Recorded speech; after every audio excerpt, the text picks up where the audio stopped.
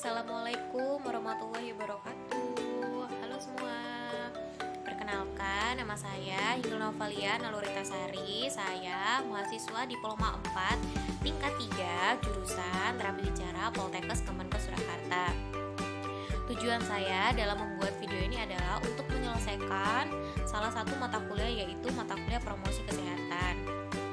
Pada kesempatan kali ini saya ingin berbagi informasi mengenai salah satu bidang garap terapi bicara.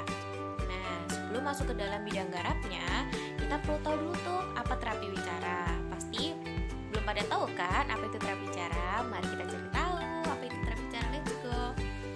Jadi terapi bicara adalah bentuk pelayanan kesehatan profesional berdasarkan ilmu pengetahuan dan teknologi dalam bidang bahasa, bicara, suara, irama kelancaran dan komunikasi, serta menelan.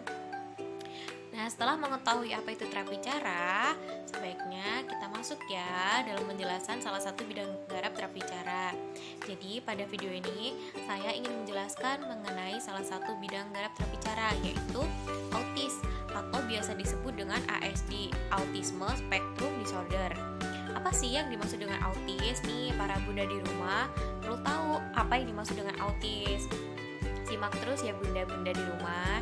Jadi autis adalah gangguan perkembangan pada otak dan saraf yang dimulai sejak masa kanak-kanak hingga seseorang dewasa. Jadi bisa dikatakan autis adalah gangguan yang tidak bisa sembuh, namun masih bisa ditangani. Selanjutnya yaitu autis dapat mempengaruhi kemampuan dalam berkomunikasi, bersosialisasi, berperilaku, dan belajar dari kebanyakan orang lainnya. Nah, anak autis itu seringkali menganggap bahwa dirinya itu tampak dalam dunianya sendiri. Selanjutnya kita masuk ya untuk tanda dan gejala anak autis. Yang pertama, berkurangnya kontak mata pada saat diajak bicara. Jadi mereka tidak menatap lawan bicaranya. Yang kedua, tidak merespon saat dipanggil. Yang ketiga, mereka tampak bersikap agresif dan hiperaktif. Yang keempat, mereka tidak peduli dengan orang-orang di sekitarnya. Yang terakhir, memiliki gangguan perkembangan. Nah, apa sih yang dimaksud dengan gangguan perilaku dan komunikasi pada anak autis? Jadi, berikut ini adalah ciri-ciri dari gangguan perilaku dan komunikasi pada anak autis. Yang pertama, yaitu anak tidak menunjuk objek tertentu untuk menunjukkan suatu ketertarikan. Contohnya, anak menunjuk pesawat di atas karena anak tersebut menyukai alat transportasi tersebut. Yang kedua, anak tidak melihat benda yang ditunjuk oleh orang lain. Ya, anak sulit berhubungan, berbicara, dan bermain dengan orang lain, atau bahkan tidak menunjukkan minat terhadap orang lain. Yang keempat, anak menghindari kontak mata saat bicara atau bahkan cenderung menyendiri. Yang kelima, yaitu anak sulit mengutarakan perasaannya atau hal-hal yang ia rasakan. Yang keenam, anak lebih suka tidak dipeluk kecuali mereka yang memintanya.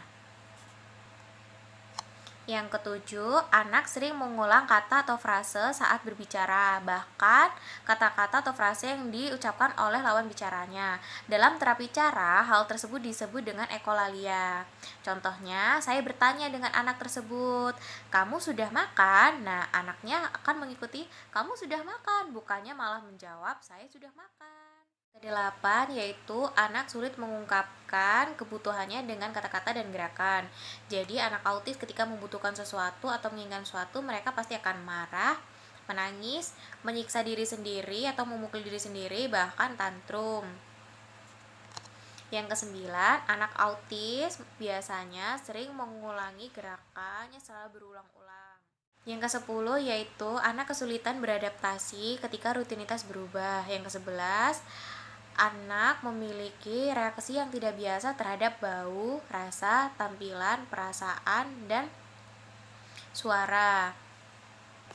Yang terakhir yaitu anak kehilangan keterampilan yang pernah miliki seperti keterampilan dalam menggunakan kata-kata dan kalimat.